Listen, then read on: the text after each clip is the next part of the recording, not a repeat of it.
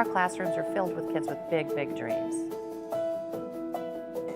When I grow up, I want to be a policewoman. When I grow up, I want to be a scientist. When I grow up, I want to be a vet. When I grow up, I want to be a scientist. We get to do experiments. We put green stuff in the little bottle, and then it changes different colors. These kids have big hearts. I like learning about math. I like to learn about the U.S. Civil War. My favorite subject is math. 5 plus 4 equals... my pencil. 1, 2, 3, 4, 5, 6, 7, 8, 9. Unfortunately, in these same classrooms, there are children with big dreams, but not enough access to nutrition to fulfill them. We don't like to think about anybody going hungry, but especially a child. It's heartbreaking to know that they won't have a meal sometimes until they come back to school. My kids are my life, they're my world, and I would just do anything to make sure that they have what they need, their basic needs to be met. The food bank is very instrumental in helping us to do that. We serve more kids now than we ever have in our history. 1 in 4 children in our community goes to bed hungry. I feel for them because I feel like, they didn't ask for this. They don't want to be there, and their parents don't want them to be there either. No one wants their child to suffer. I was around 5, I think. I was in kindergarten. My dad was diagnosed with non-Hodgkin's lymphoma. And at this time, he owned a lumber yard, and he also had a construction business. And his construction business was suffering because he wasn't able to work during this time that he had cancer. They told him when he went in that he probably just had 6 months to live.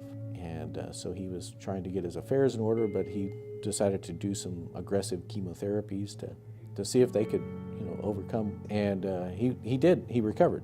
So during this time, Mom had to figure out how to feed a family of 7. We were not starving, but we did need assistance because we were in dire straits financially.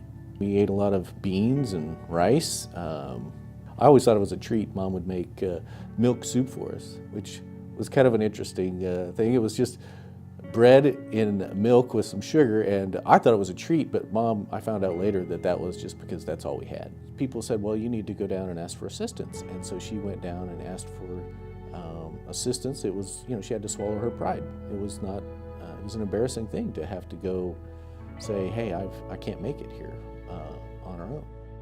There's a stigma attached to a lot of, people that need help, people that need food assistance, and I just, it kind of irritates me sometimes that people just always assume the worst, and that people, they're just trying to take advantage of the system. People just need a hand up sometimes.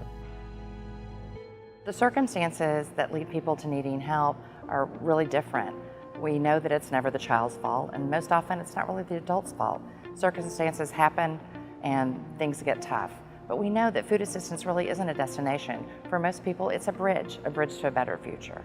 That assistance must have made a difference in my life because I don't know where we would be. When we hear stories like Tony's, it reminds us that an investment in a child today pays dividends not only for that child, but for the whole community. I look out at the faces in the schools that we serve, and I realize that we have such an opportunity to give them what they need to succeed, like Tony has succeeded. I will be successful. Success makes me think about having a good life, having a job, having a house, having a car, and pretty much bad things will happen to you, but you always keep a good mind.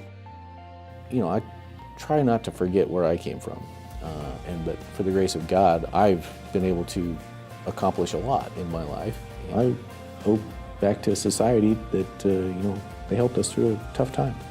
In the past 5 years, we've been able to increase the amount of food we distributed by 72%, and expenses have only increased by 28%. That's something we're very proud of. Your investment here tonight, I promise you, will be good stewards, but it will mean so much in the lives of people. What the food bank does is priceless for families.